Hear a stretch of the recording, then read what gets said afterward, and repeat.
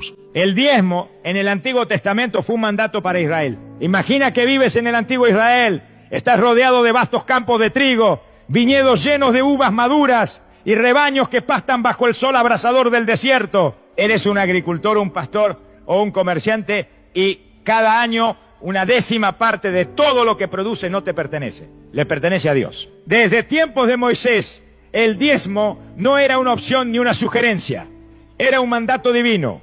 No se trataba solo de dinero o riqueza, sino de un sistema diseñado por Dios para mantener el equilibrio en su pueblo. Pero, ¿por qué era tan importante? Los levitas, una tribu elegida para servir en el tabernáculo y más tarde en el templo de Jerusalén, no tenían tierras propias ni podían trabajar como los demás. Su única labor era el servicio a Dios, realizar sacrificios, enseñar la ley y mantener la conexión espiritual del pueblo con el Creador.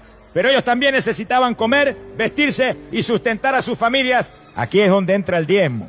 Dios estableció un principio claro: el pueblo proveería para los levitas a través del diezmo. En Números 18, 21, Dios declara a los hijos de Leví: he dado todos los diezmos en Israel por heredad, por su ministerio, por cuanto ellos sirven en el ministerio del tabernáculo de reunión. Esto significaba que el 10% de todo lo producido por las demás tribus sería entregado a ellos como una provisión sagrada. Pero no solo los levitas se beneficiaban del diezmo. En Deuteronomio 14, 28 y 29, Dios da una orden adicional.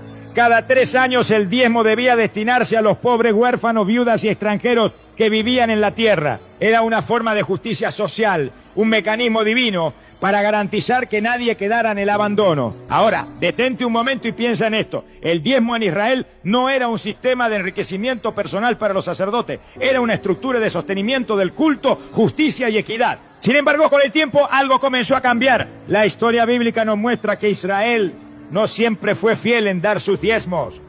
Hubo periodos de decadencia espiritual en los que el pueblo se olvidaba de su compromiso con Dios, dejando el templo en ruinas y permitiendo que los levitas sin sustento tuvieran que abandonar su ministerio para trabajar en el campo.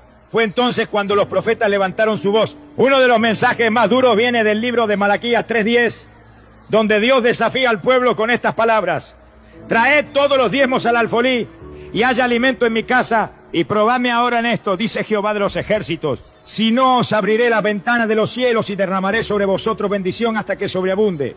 Este versículo ha sido usado innumerables veces para enseñar sobre el diezmo en la iglesia moderna, pero aquí surge una pregunta clave. ¿Este mandato sigue vigente para los cristianos hoy en día? El Antiguo Testamento dejó claro que el diezmo era un requisito específico para Israel, un sistema diseñado para un contexto particular. Pero cuando Jesús vino, su enseñanza cambió muchas cosas. ¿Será que el diezmo es un mandato eterno o simplemente una ley de la antigua alianza? Aquí es donde entra la figura de Jesús, quien aunque mencionó el diezmo en sus enseñanzas, también lo confrontó desde una nueva perspectiva. Y esto nos lleva al siguiente punto. Jesús ratificó o superó el diezmo. El tiempo había pasado.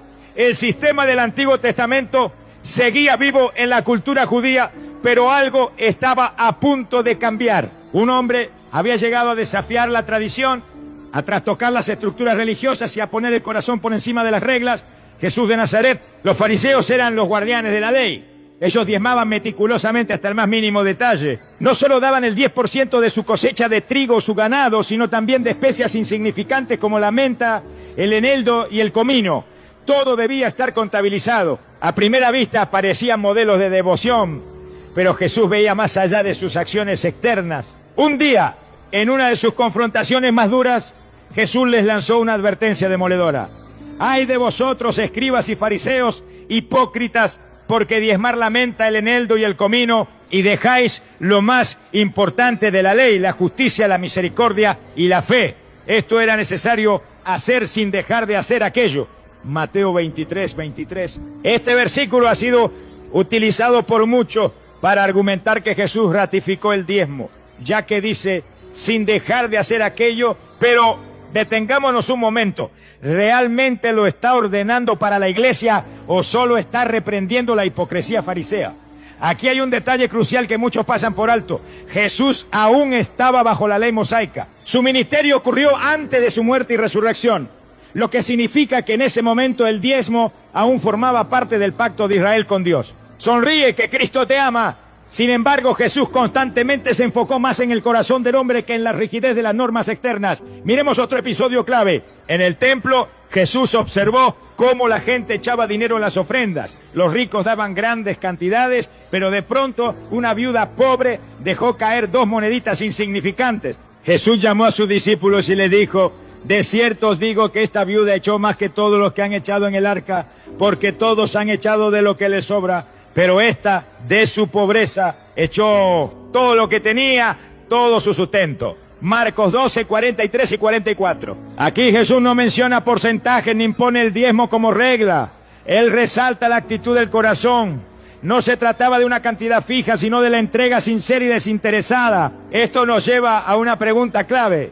Si el diezmo era tan importante, ¿por qué Jesús nunca lo ordenó explícitamente a sus seguidores? Cuando Jesús instituyó el nuevo pacto, ya no estableció una regla del 10%, sino un principio mucho más profundo: dar con generosidad y amor, sin restricciones ni imposiciones. Los apóstoles entendieron esto y nunca enseñaron a los cristianos a diezmar. En el libro de los Hechos y en las cartas de Pablo, Pedro, Santiago y Juan, no hay un solo versículo donde se ordene el diezmo como obligación para la iglesia. En su lugar, encontramos otro principio revolucionario: cada uno dé como propuso en su corazón, no con tristeza ni por necesidad, porque Dios ama al dador alegre. Segunda de Corintios 9, 7.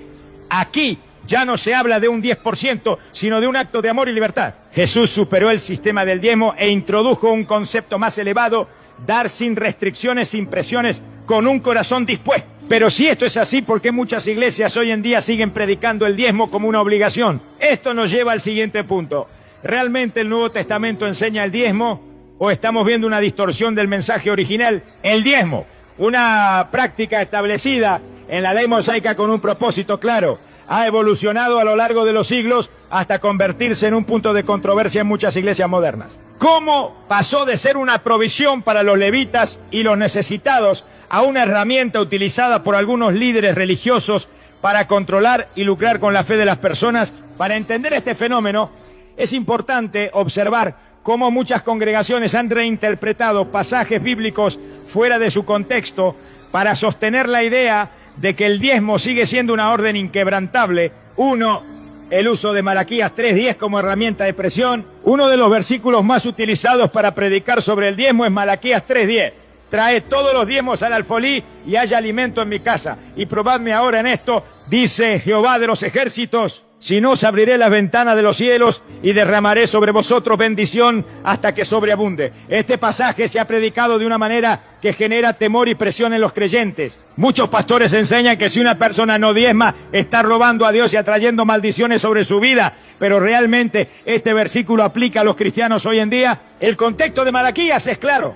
Dios estaba reprendiendo a los sacerdotes y al pueblo de Israel porque habían dejado de cumplir la ley del Antiguo Testamento. Este no era un mensaje dirigido a la iglesia cristiana, sino a una nación que estaba bajo un pacto diferente. A pesar de esto, algunos líderes religiosos han usado este versículo para infundir culpa y miedo, asegurando que quien no diezma está fuera de la voluntad de Dios. En algunos casos se llega al extremo de decir que la falta de diezmo es la razón por la que una persona sufre problemas económicos o enfermedades. Pero aquí surge una gran contradicción. Si el diezmo realmente fuera un requisito inquebrantable para recibir la bendición de Dios, ¿por qué Jesús y los apóstoles nunca lo impusieron en la iglesia primitiva? 2. Promesa de prosperidad a cambio del diezmo. Otro método de manipulación que se ha extendido en muchas iglesias es la teología de la prosperidad, que enseña que dar dinero a la iglesia garantiza bendiciones financieras en esta vida. Frases como: si das tu diezmo fielmente, Dios te dará un auto nuevo o te sacará de tus deudas. O si siembras una ofrenda especial hoy, recibirás un milagro en los próximos días. Dios multiplicará tu diezmo al 100%. Estas enseñanzas han llevado a miles de creyentes a diezmar no por convicción, sino por la expectativa de recibir una recompensa material. Sin embargo, Jesús nunca enseñó que el dinero fuera una condición para recibir bendiciones. La verdadera enseñanza bíblica es que Dios bendice a quienes confían en Él, no a quienes compran sus favores. 3. Líderes que se enriquecen con el diezmo. En algunos casos, la manipulación del diezmo ha llevado al abuso financiero dentro de las iglesias. Se han visto pastores multimillonarios con aviones privados, mansiones de lujo y un estilo de vida extravagante, mientras muchos de sus fieles luchan económicamente. Esto no es lo que la Biblia enseña sobre la generosidad.